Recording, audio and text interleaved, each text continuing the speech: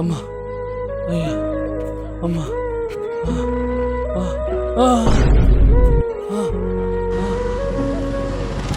అయ్యో ఊరు పడ్డారుగా, పైసలు కూడా పడ్డాయి. మనిషి పోతే పోనీ కానీ పైసలు తీసుకొని పోతా. చుట్టుపక్కల ఎవరు లేరుగా. అన్నా అన్నా కాపాడా అన్నా, పైసలు అన్నా అన్నా.